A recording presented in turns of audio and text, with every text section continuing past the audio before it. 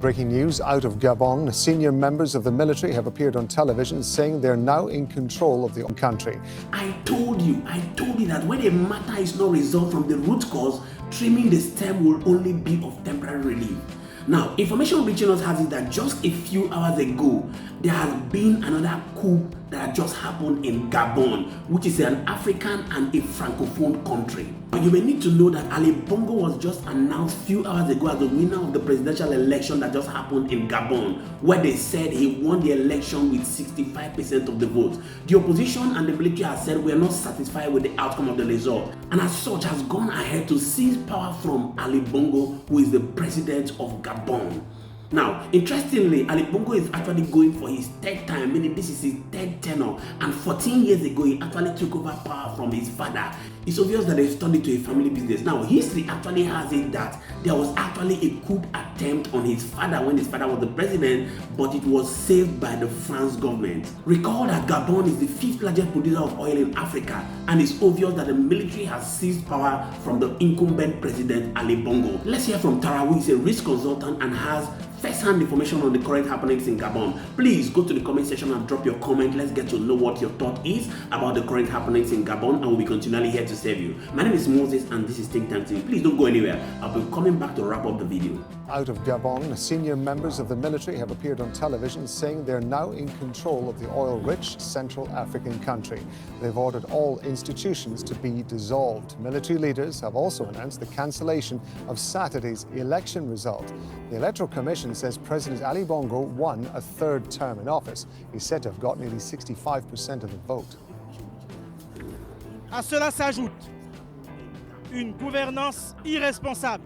After noting an irresponsible, unpredictable governance which results in a continuous deterioration of social cohesion that risks leading the country to chaos, today, the 30th of August 2023, in the name of the Gabonese people, we, the Committee of the Transition and the Restoration of Institutions, have decided to defend the peace, putting an end to the regime in place. To this end, the general elections of August 26, 2023, as well as the results, are cancelled. The borders of the country are closed until further notice. All the institutions of the Republic are dissolved. The government, the Senate, the National Assembly, the Constitutional Court. We call on the population for calm and serenity. And we affirm our attachment to the respect of Gabon's commitments to the international community. It seems that this is a continuation of control of one family, the Bongo family. You know, Ali Ben Bongo, the president who actually won the elections, took over from his father 14 years ago. So I think there is a deep resentment in West Africa on around dynastic-style politics. But nevertheless, this military intervention should really be seen in the context of perhaps the military interventions in neighboring Francophone countries, Mali, Burkina Faso, and most recently Niger. The military are saying that they're ordering the dissolution of government, Senate, National Assembly and Constitutional Court. Is there any indication that they're A, in a position to order that, and B, will people actually listen? Well, I think it's, as we've seen elsewhere, when a military takes over, it's at the barrel of a gun. So people do tend to be a bit cautious. But definitely the Omar Bongo descendants, Ali Ben Bongo, they were particularly unpopular. There was a lot of challenge to the elections. I mean, the elections took place under curfew with limited media and so on. So really, even extending the term, Ali Ben Bongo's extending his term to a third term was particularly popularly unpopular. Well, it was unpopular with people. Is there any, or has there been any indication in Gabon's past that this kind of thing could happen? Does it have a history of this kind of military intervention? Yes, it does. There was an attempt against, there was an attempted coup against Ali Ben Bongo's father, Omar Bongo, but that was actually put down by French intervention. But France has long since changed its policy towards its former colonies, and Gabon is one of the key very loyal former colonies to France, but France has particularly changed that since Emmanuel Macron came into power and has sought to widen France's relationships to Nigeria, to South Africa, to Kenya, and reduce its dependence and reduce these very strong tied links to the former Franc zone countries, as they're called. Is there any indication, do you think, that France is going to be put in a position where it feels it has to get involved in this, or is it going to be taking a fairly hands-off approach to what's happening in Gabon? I think it will be a hands-off approach. This is very much a big problem for France, and another coup in Francophone, what is traditionally called in France the Francophone West African countries, will be very unpopular in France.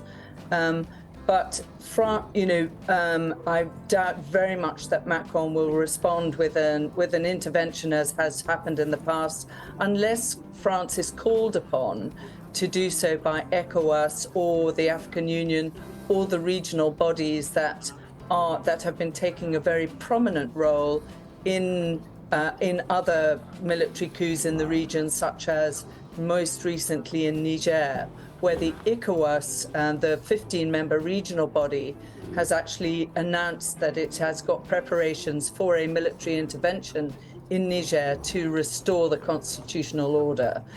And we will watch to see what those regional bodies and what the African Union says now about this latest in this string of coups. It's enormously concerning for foreign investors. Obviously, because the suspension of the rule of law in military intervention is effectively a suspension of the rule of law, and Gabon, yes, you're right to say it produces about I think its current production is around 210,000 barrels of oil.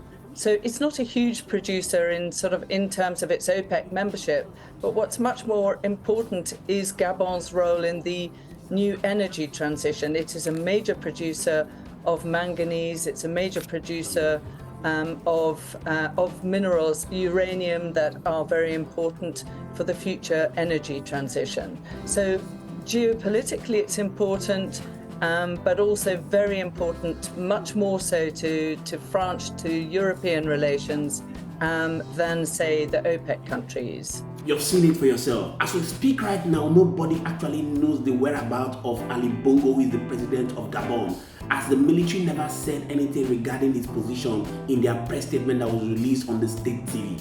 This is the reason why we have been saying to ECOWAS that it's not just about having a military intervention, it's about sitting down with your members and finding out what exactly is the problem. You must treat this problem from the root cause, because it's obvious that the people are not satisfied with African presidents because they're not seeing the dividends of democracy. This is the reason why the military is taking advantage of this and taking power by force. Here is a call to ECOWAS, African Union and other stakeholders to ensure that this menace is called before it turns into an uncontrollable issue. Do well to hit the comment section. Let's get to know what your thought is about the current happenings in the African political space, and we're going to be continually here to serve you. My name again is Moses, and this is Think Tank TV. Thank you so much to all our viewers and returning subscribers. We do not take it lightly, as I would like you to stick around because we'll be bringing more updates to you. Bye for now.